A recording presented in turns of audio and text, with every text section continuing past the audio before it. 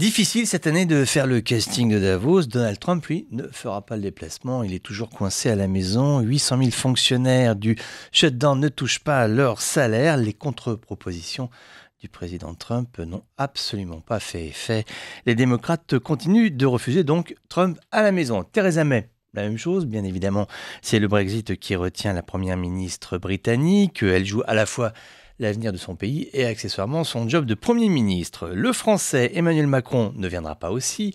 Entre les gilets jaunes et le grand débat, le chef d'État français n'a pas le temps de venir gloser sur le devenir du monde.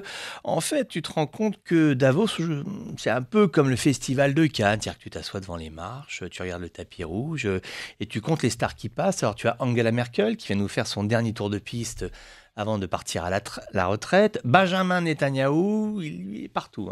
Ce week-end, il était au Tchad. Là, il sera dans un lounge à Davos. Nous avons le président du Conseil italien, Giuseppe Conte, une sorte de champion du monde du déficit budgétaire. Et puis le Brésilien Jair Bolsonaro qui fera son premier voyage à l'étranger en tant que président. Alors lui, il est quand même un peu à droite, il est quand même un peu à droite. Ça va être très intéressant de l'entendre parler. Notamment, il va nous faire un discours sur la démocratie. C'est un peu comme si le patron de la Corée du Nord, Kim Jong-un, venait faire un discours sur la non-prolifération nucléaire. Donc tu vois, 2019 Davos, que du beau linge. Et alors, des thématiques, c'est toujours un peu la même chose, qui sont tout aussi simples que mystérieuses. La croissance. Les inégalités, la cyberguerre,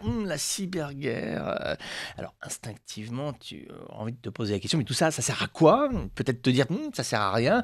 Et là, tu as les attachés de presse de Davos qui arrivent et disent, non, c'est très important, il faut que tous ces gens se parlent,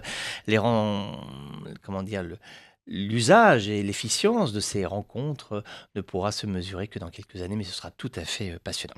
En fait, ce qu'on dit moins, c'est que Davos est une station de ski absolument merveilleuse. Cette année, le soleil est là, la neige est bonne, la neige qui frémit sous la planche des skis. Donc voilà, c'est un superbe endroit pour aller faire du ski, ça c'est sûr. De l'économie, réviser le monde, ça c'est moins sûr.